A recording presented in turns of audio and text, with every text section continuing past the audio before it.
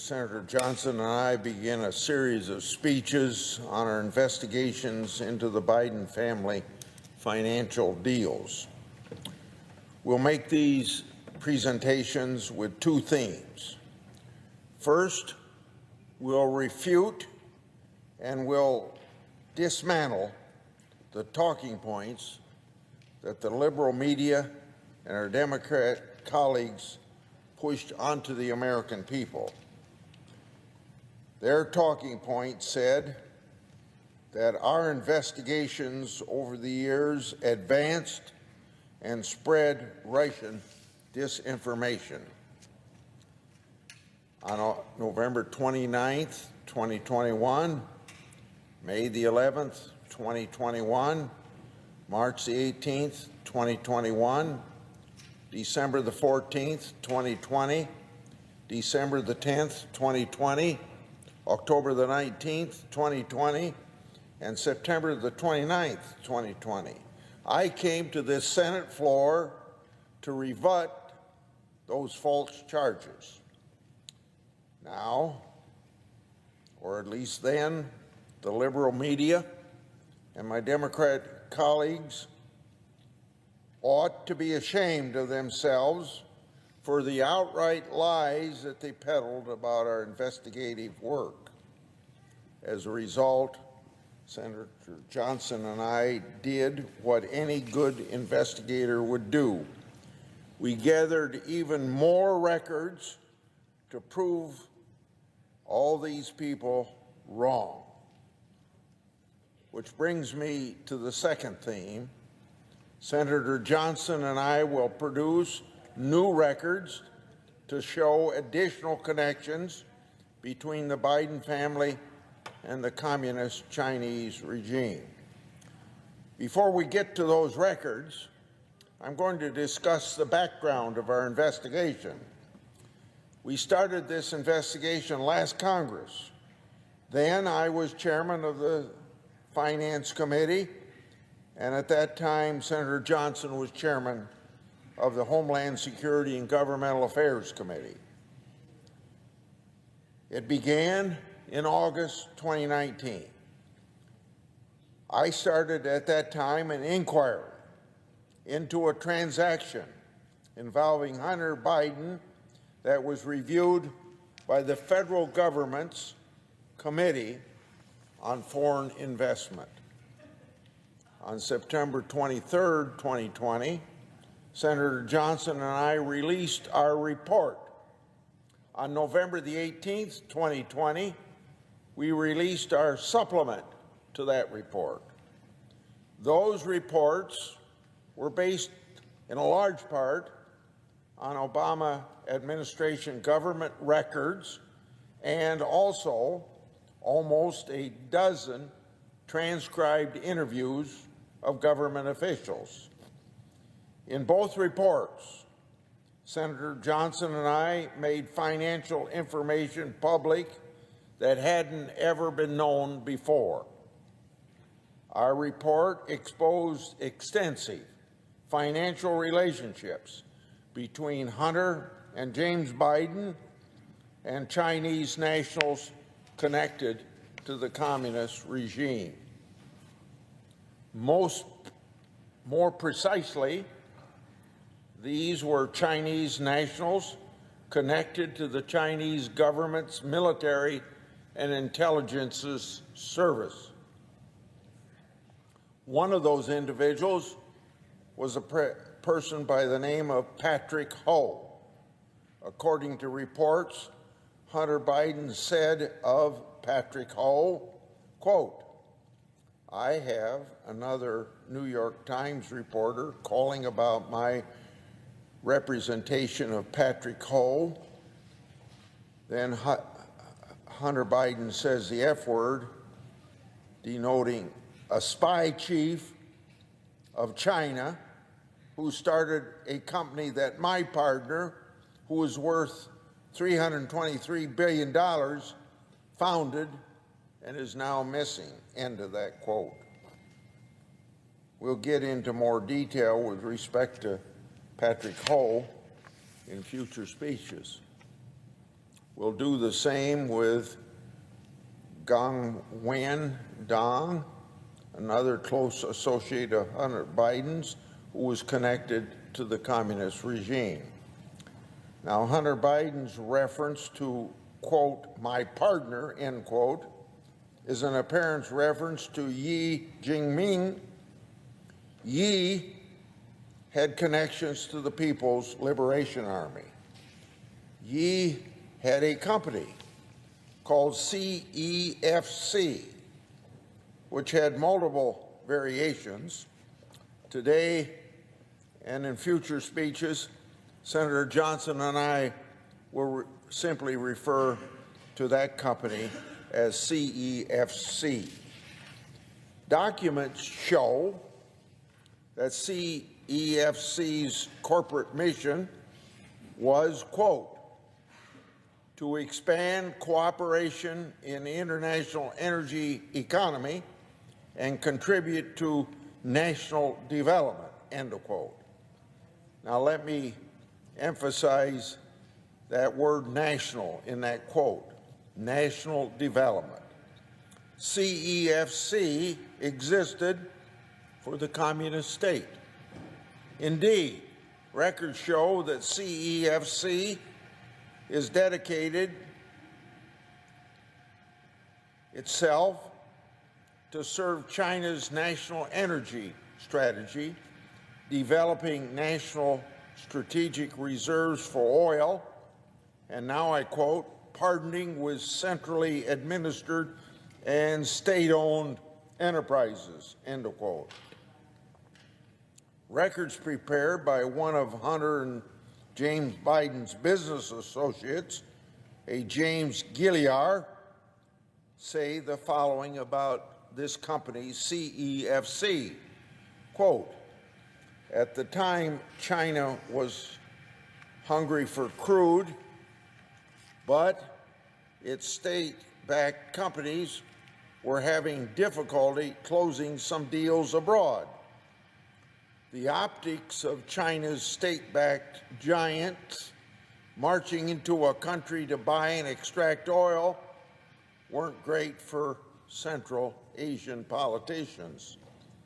This paved the way for private firms like CEFC, which can strike oil deals in Europe and the Middle East, where Chinese state-owned enterprises could bring political liabilities, end of quote. Documents also show that CEFC, quote, is building an energy storage and logistics system in Europe, end of quote, to connect China, Europe, and the Middle East. Now, you may ask why? Plainly, to serve, quote, China's ambitions to have overseas storage locations connected with world markets, end of quote. The document further states that CEFC's investments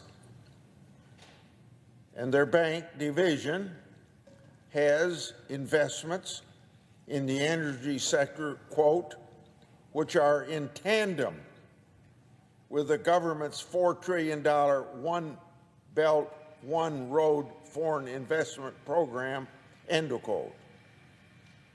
So then, CEFC operated under the guise of a private company, but for all intents and purposes as an arm of the Chinese government.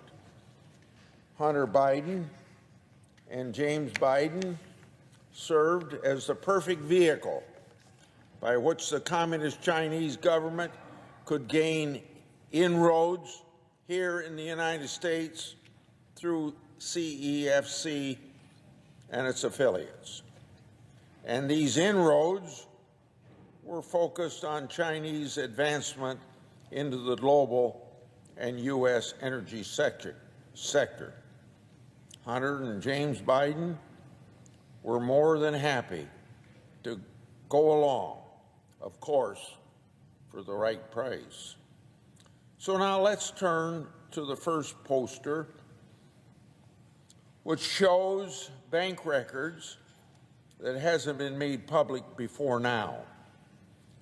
This is a portion of a document that we, meaning Senator Johnson and I, will release in full.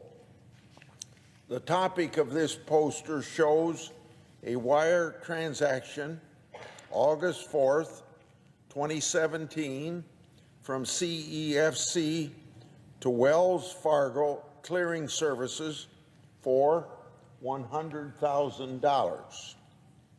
Now look at the bottom of the poster. This is the underlying data of this transaction. It states, quote, further credit to Owasco, end of quote. Owasco is Hunter Biden's firm. Now, there is no middleman in this transaction. This is $100,000 from what is effectively an arm of the Communist Chinese government direct to Hunter Biden. So a second question to the liberal media and my Democrat colleagues who accused us over the last 2 years of distributing Russian disinformation. Is this official bank document Russian disinformation? Now, beyond this document, in future speeches, Senator Johnson and I will show you more transfers between and among such companies as CEFC, Northern International Capital, Hudson West 3, Hunter Biden's Owasco, and James Biden's Lion Hall Group. In doing so, please keep in mind the players in this game: Hunter Biden, James Biden, Yi Jinping, Gong Wen Dong, Murin Yang, and Patrick Yo, to name a few. All of these individuals mixed and mingled with related corporate entities over a period of years and with respect to millions of dollars. Now, the next poster. Those connections are illustrated by this second poster, which I made public last November. It's an original bank record with one typographical error and all. Here you have Hunter Biden, Gong Wen Dong, and Mervyn Yang executing an assignment and assumption agreement together. Now, a third question to those who accuse us of disseminating Russian disinformation, so especially to the liberal media, who are the ones who ought to be policing our government system to make sure that everything's done honest. They shouldn't have to have members of Congress giving all this information out. But is this official record Russian disinformation? In our next speeches, we'll show you more records that haven't been seen before. Records that undeniably show strong links between Biden family and communist China. Today is just a small taste. I'd like to note one thing before Senator Johnson takes over. He's going to describe to you the ridiculous attacks that we received, claiming that our reports were Russian disinformation. On March the 16th of this year, the New York Times unwittingly substantiated our reports by reporting on Hunter Biden's connection to foreign corporations and his potential criminal exposure. So what Senator Johnson and I made public last Congress is now a prevailing fact pattern that even the liberal media can't ignore any longer and falsely label Russian disinformation. I'll turn it over to Senator Johnson to provide additional examples of the media's attack last Congress. I yield the floor.